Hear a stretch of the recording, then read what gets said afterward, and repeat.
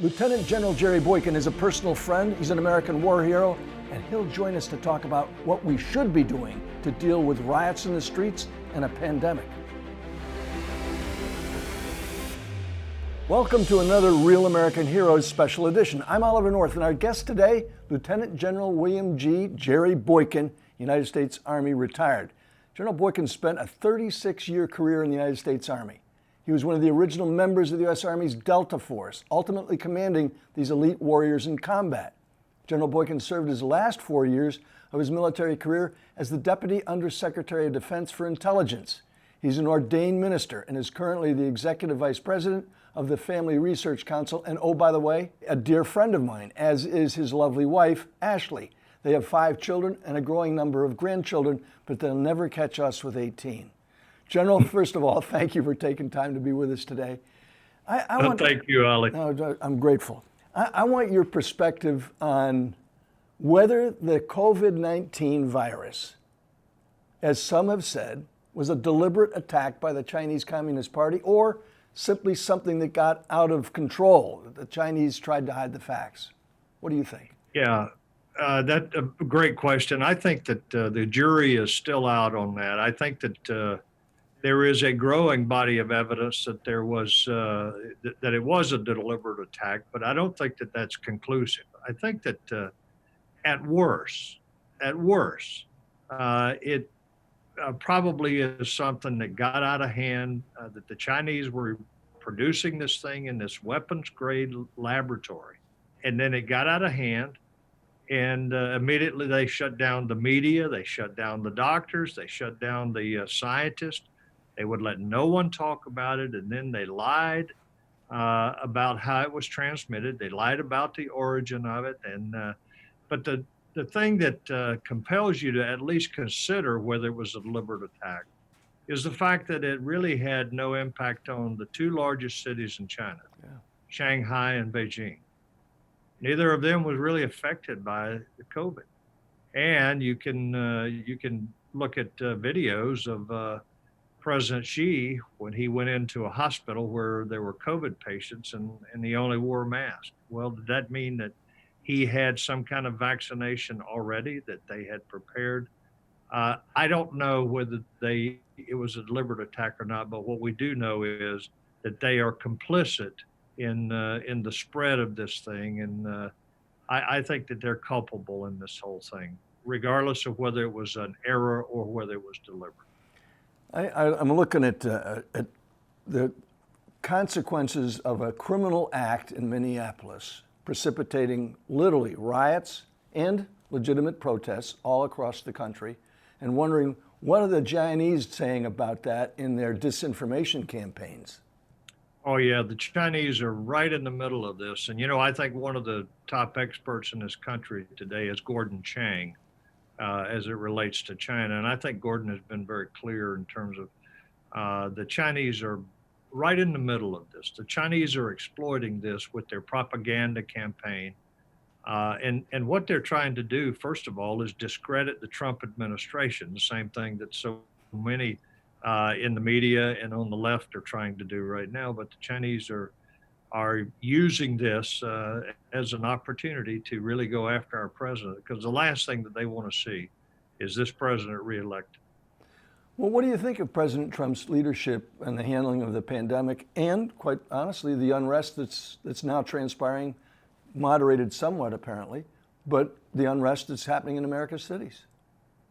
Well, first of all, with regards to his leadership on the pandemic, I think that he's shown a lot of leadership.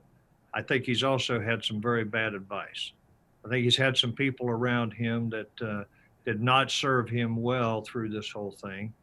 And I can't say whether that was intentional or whether it was just the fact that we were confronted with an unknown situation here that no one really knew what to think of this. But I think, for example, this whole idea of shutting down our entire economy was ill-advised. The problem is, if you look at it realistically, when the president is publicly advised to shut down our economy, with the exceptions that were provided for, then if he doesn't do that, then every person that dies from that point on he's going to be blamed for. Every grandmother that dies in a nursing home, he's going to be blamed for it. So it was a no-win situation for the president. But I've got to tell you, I think he's provided incredible leadership here. And now you look at the markets and you look at the jobless reports, and we're coming back. And we're coming back only a few days after we've opened. And I think that says a lot about his leadership. And that means that the public's confidence, regardless of what the polls say, the public's confidence in him being able to restore our economy is very high. And I think that's why we're seeing great jobless numbers as well as the markets. Well, FRC's got a lot of supporters around the country. What are they saying about as they look forward, what's the new normal going to be like for America? Yeah, I think the new normal is going to be something that we could never have envisioned. First of all, let's just start with universities, colleges. Our moms and dads now, as a result of this, going to look at the $30,000 to $50,000 they're paying a year for an education and say, wait a minute, you just did a whole semester online. Why can't we do that in the future? Why can't we reduce our cost? I think that you're going to see a lot more of that. And I will tell you that we at the Family Research Council, now, as you look at churches and you look at Christian institutions and 501c3s, we've been communicating by Zoom and we've been doing webcast and that type of thing ever since this whole shutdown started. And I must tell you, we're doing very well. We're doing very well. We've had as much as 1,700 people on some of our webcasts, and we've had the President of the United States come on our webcast and talk to people. And I got to tell you, this year's Values Voters Summit, which is our big event of the year, is going to wind up being a virtual event in September. And what we're seeing is that there's going to be a lot more of this in the future. But I also think that what we're going to see is we're going to see a reluctance of people to gather in large numbers for the foreseeable future until there's a vaccine. And the vaccine has its own problems. The vaccine is also something that is, I think, questionable. So I think that the new normal is not something we could have envisioned even 3 months ago, but we're going to see a different pace in America. We're going to see this whole social distancing, I think, is something that we're going to continue to maintain for the foreseeable future. When you look at all that's transpired over the course of the last, basically since January, and looking at the numbers of people who've lost jobs, and yes, it's better, but some of those jobs will never be back. And on top of that, the Antifa types who took this protest, a justifiable protest, I want to point out, but they took and pirated, and the looting, the burning, the destruction, the threats, and the physical harm that they've caused other people as a consequence, many of those jobs are not going to come back, and there are many of them in minority communities. And I'm not seeing, look, you and I both live in Virginia, so I've got my own beef with this governor keeping people out of church. I mean, he's been doing it now for, 2 months? More? Yeah. And usually when you saw pandemics and plagues and pestilence, it was the Christians who stayed behind, who helped people who had it, who basically showed the teachings of Jesus Christ happening around them. I don't see that happening in this case, in large part because we can't go to church. Am I wrong? No, I think you're right. And look, I think this governor has demonstrated to people that a lot of what they called conspiracy theory in the past is not conspiracy theory. There's been a fairly legitimate concern by conservatives that the left was going to try to take guns away from law-abiding citizens. Yeah. And it was foo-fooed as a conspiracy theory. Well, no, that's exactly what this governor and this legislature in our state has tried to do. Now, they got enough pushback when over 20,000 people showed up at the state capitol with their AR-15s hanging around their necks. They realized that this may be an overreach. But you see exactly the same thing, though, with churches.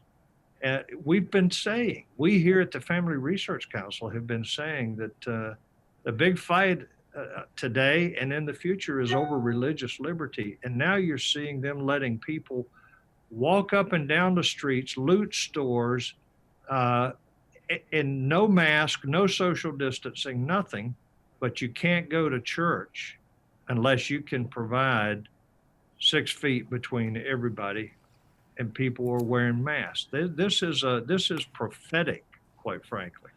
You've got a lot of that right here in this new book. I just want to tell everybody right now, this book, Man to Man, Rediscovering Masculinity in a Challenging World, is something every man ought to get, and if you can, get it in time for Father's Day, because part of our problem, FRC deals with it routinely. Freedom Alliance deals with it in the case of families that have been disrupted by the wounds of war. This book is all about manhood. Tell us about it. Yeah, I've been speaking about that for about a decade now because I'm burdened for the masculinity in America, the degradation of masculinity in America, the denigration of masculinity, the criticism of masculinity. And that book has really come in. It's just not politically correct, as you know, and you're one of the people that has endorsed it. It's in fact, the publisher, our friend Gary Tereshita, said, you know, they're going to kick your backside over this book. And I said, good, that's where I want to be. It is about restoring masculinity at a time when America so needs its men. We need men now to step up in every sector of our nation. We need men to step up and be men. And this talks about what a man is supposed to be. It's spot on. I appreciate it. Last question. Yeah. 50 years from now, you and I probably won't be here, but our great-grandkids will be studying about this extraordinary time in history. What do you want them to know about what you, my dear friend Jerry Boykin, did in the midst of all this unprecedented activity? I want the same thing you do, Ollie.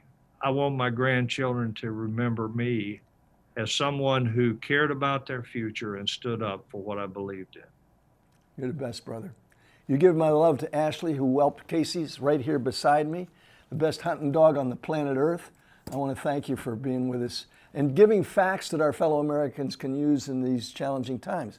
Now, we're going to continue documenting the history of this never-before crisis with these special coronavirus episodes. So if this Real American Heroes special broadcast has been informative, helpful, or encouraging to you, take time to subscribe and let me know how these unprecedented events have affected you and yours. By doing so, you can become part of this historical record of how America persevered and once again prospered. Until next time, remember, Semper Fidelis is more than a slogan for U.S. Marines. Always faithful is a way of life. And because he's my friend, I will also say De Oppresso Libere, the motto of the Special Forces. God bless you, sir. Now, America, press on, press on.